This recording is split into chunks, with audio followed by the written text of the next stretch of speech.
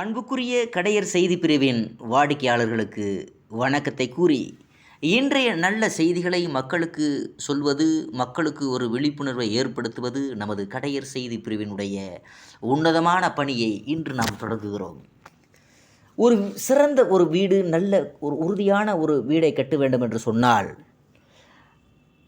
எந்த மாதிரியான ராடு, அதாவது எந்த மாதிரியான கம்பிகளை வாங்க வேண்டும் என்பது குறித்து நமது கடையர் செய்தி பிரிவில் மக்களின் பயனுக்காக எஃகு உறுதியூட்டிகள் அப்படின்னு சொல்லி பல தொலைக்காட்சிகளில், பல செய்தித்தாள்களில், பல அச்சு ஊடகங்களாக இருந்தாலும் சரி, ஒளி ஊடகங்களாக இருந்தாலும் சரி, எங்களுடைய நிறுவனத்தில் இருந்தக்கூடிய கம்பிகள் நல்ல கம்பிகள் என்று நல்ல விளம்பரம் செய்கிறார்கள்.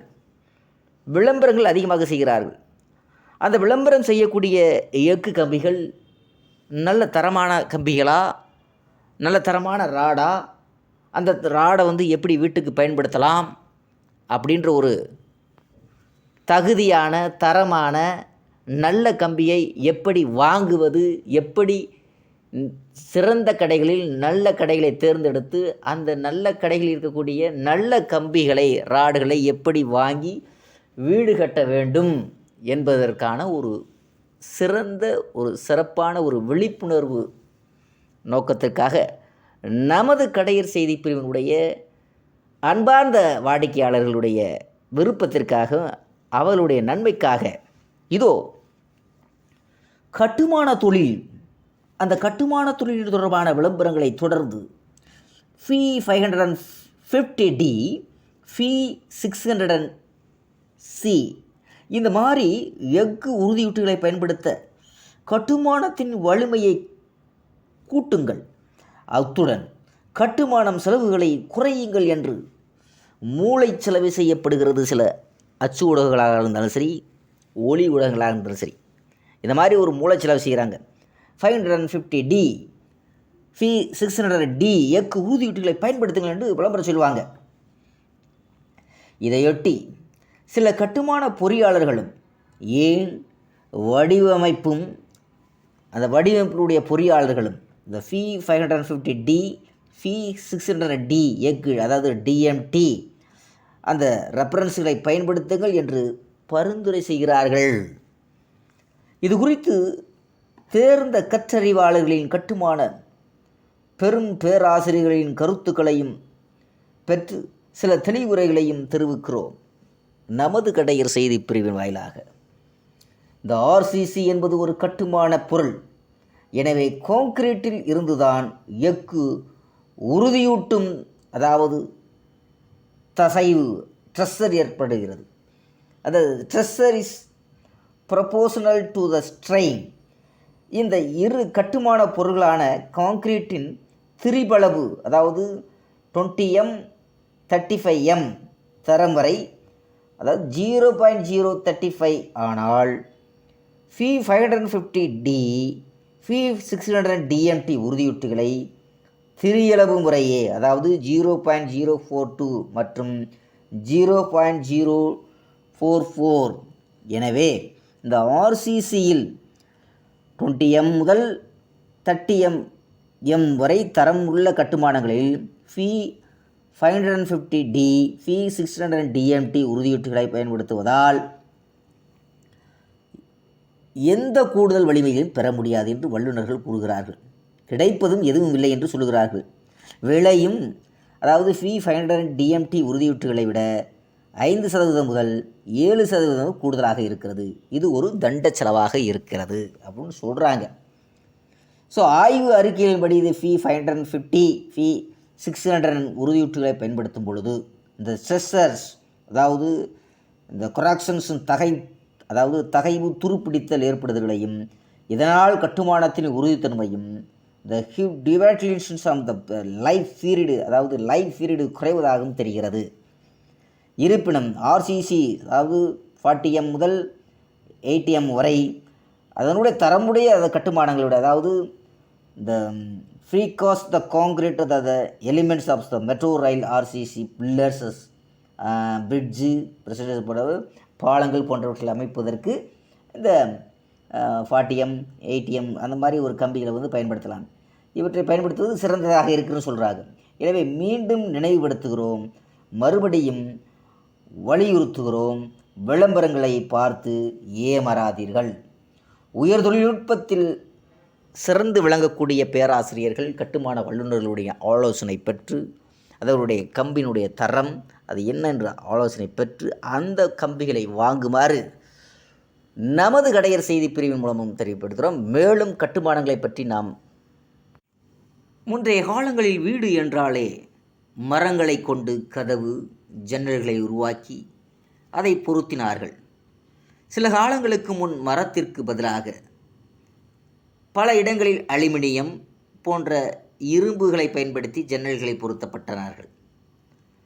அடுத்தபடியாக 2010 அதாவது யூபிவிசி, அதாவது அன்பிளாஸ்டிவர்ஸ் பாலிவின்ஸ் என சொல்லக்கூடிய அந்த தயார், அதாவது பிவிசி கட்டுமான சரக்குகளை அந்த முறையாக சரக்குகள் வருது.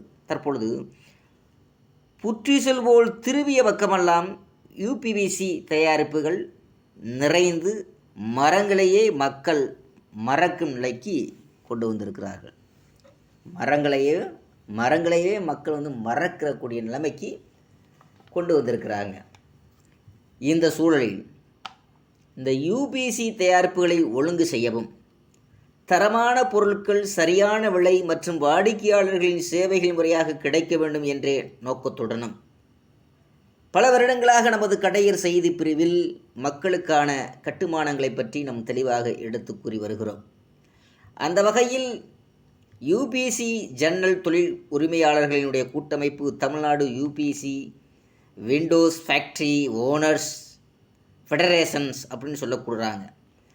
அதாவது அந்த சங்கத்தில் இருக்கக்கூடியவர்கள், அவரிடம் சில பேர்கிட்ட கேட்டோம்னா அவர்கள் தொழில் அனுபவத்தை சொல்கிறாங்க.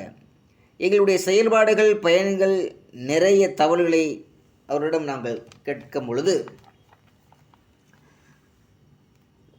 நான் ஏற்கனவே டைல்ஸ் மற்றும் ஜன்னல் தயாரிக்கும் நிறுவனங்களில் மார்க்கெட்டிங் துறையில் பணிபுரியக்கூடிய அனுபவத்தை கொண்டு 2014 அந்த ஜேஎஸ் த பிரின்சேஷன்ஸ் என்ற போன்ற நிறுவனங்கள் மற்றும் திருமுலை வாயில் பல நிறுவனங்கள் இருக்கிறது. அதே நேரத்தில் மரம் ஜன்னல்கள் பயன்படுத்தக்கூடிய வகையில் அந்த மர ஜன்னல்களை பயன்படுத்தக்கூடிய மக்கள் மிகவும் குறைவாக வந்துக்கிட்டு இருக்காங்க. ஸோ இந்த யூபிசி ஜன்னல்கள் பெரும் வரவேற்பு பெற்று வருகிறது. இப்போது கிடைக்கும் மற்றும் தரம் இல்லாததாக இருக்கிறது.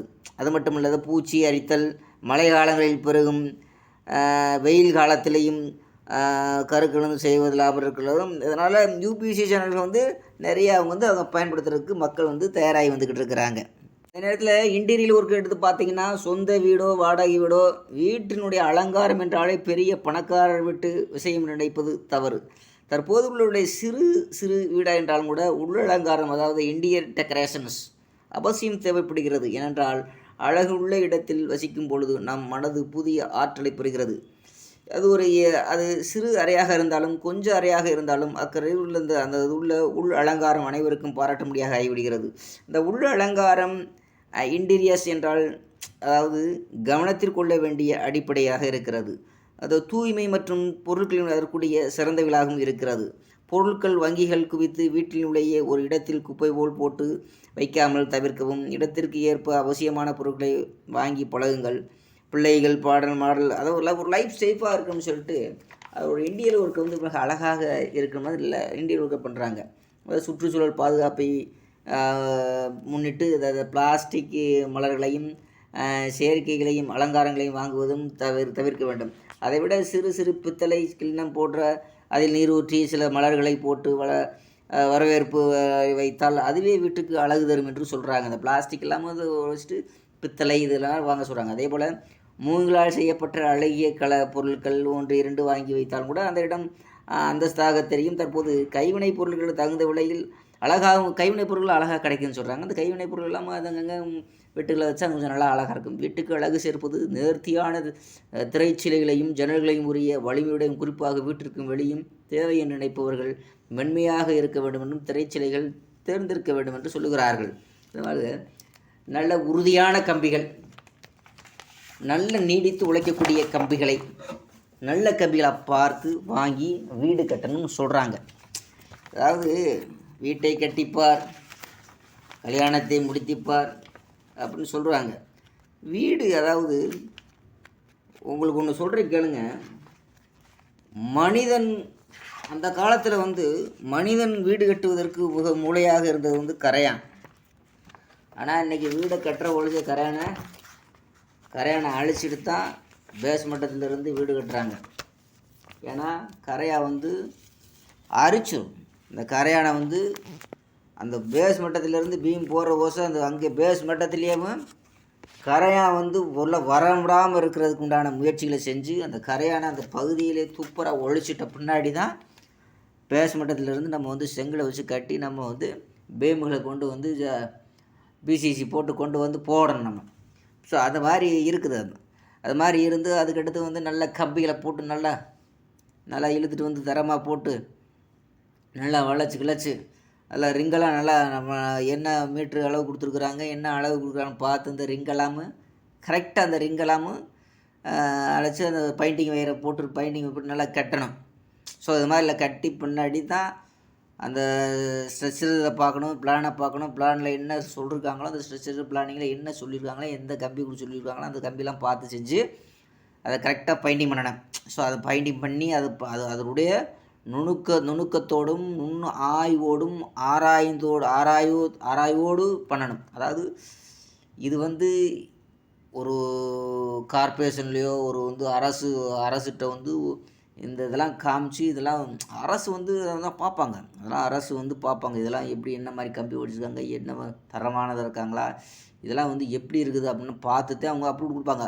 ஸோ அந்த அப்ரூவ்டு அங்கே என்ன சொல்லி வரைஞ்சி என்ன பேப்பரில் வரைஞ்சி எப்படி போய் அப்ரூவ் ஆகிங்களோ அதே மாதிரி அதே கம்பி, அதே மண், அதே ஜல்லி அப்படி போட்டு அந்த கம்பிகளை வளைத்து அந்த ரிங்கு இந்த ரிங்கு இப்படித்தான் போகணும், இப்படி காலை இப்படித்தான் போகணும், இதில் இத்தனை சென்டிமீட்டருக்கு தான் காலை வடிவமைக்கணும், இதில் இப்படி தான் சென்ட்ரிங் பலகையெல்லாம் இப்படி தான் அடிக்கணும், இந்த பலகைலாம் இப்படிலாம் கொண்டு செஞ்சு பண்ணணும் அப்படின்னு சொல்லிட்டு நம்ம பார்க்கணும். ஸோ இதெல்லாம் பொறியாளர்கள் அந்த காலத்தில் கரையான் தான் பல அடுக்குமாடிகளில் கட்டினது கரையான் தான். நமக்கு மண்ணிலே தன்னுடைய பசையினால் பல அடுக்குமாடிகள் கட்டுது. அந்த கரையான் தான் கடைசியில் கொஞ்சம் கொஞ்சமாக வளர்ந்து புத்தாக மாறும். அந்த புத்தில் கரையான பாம்பு சாப்பிட்டுட்டு அந்த புத்தை பெரிய பெரிய பெரிய புத்தாக மாறிடும். ஸோ இது பல அடுக்குமாடி கட்டிடங்களுக்கு நமக்கு முன் உதாரணமாக இருந்தது கரையான், பாம்பு போன்ற இயற்கை விலங்குகளை பார்த்து தான் மனிதனும் நாமளும் சரி அடுக்கான வீடுகள் கட்டலாம் அப்படின்னு சொல்லிட்டு அந்த காலத்தில் மரங்களை கொண்டு மரத்தின் அடிப்படையில் பல அடுக்குமாடி பல மாடி வீடு கட்டினா. அதுக்கடுத்து வெள்ளைக்காரன் ஆங்கிலேயருடைய இந்த காங்கிரீட்டு அப்படின்னு இந்த ஸ்டீல்னு சொல்லிட்டு இந்த இரும்பு வச்சு இது வெள்ளைக்காரங்களுடைய மெத்தட்ஸு. அவன் பல அடுக்குமாடி கட்டுறாங்க ஓட்டுறான் அப்படின்னு சொல்லி அந்த மெத்தட்ஸ் இப்போ இங்கே ஃபாலோ பண்ணுறாங்க. பட் அந்த ஃபாலோ பண்ணுற ஓசல்லாம் கூட அது என்ன கம்பி, உறுதியான கம்பி, நல்ல கம்பியா அப்படின்னு சொல்லி பார்த்து அதுக்கு தகுந்த மாதிரி நம்ம வேலை செஞ்சோம்னா நம்ம வீடு நல்லா இருக்கும் அப்படின்ற ஒரு விழிப்புணர்வு நமது கடையர் செய்தி பிரிவினுடைய நம்ம சொந்தக்காரங்களுக்கு, நம்ம வாடிக்கையாளருக்கு ஒரு விழிப்புணர்வுக்காக வேண்டி நம்ம சொல்கிறோம். நல்ல கடைக்கு போங்க, நல்ல கம்பியாக பாருங்கள். அந்த கம்பி நல்ல கம்பி, உறுதியான கம்பியா, தரமான கம்பியா அப்படின்னு பார்த்து அந்த ராடை வாங்குங்க.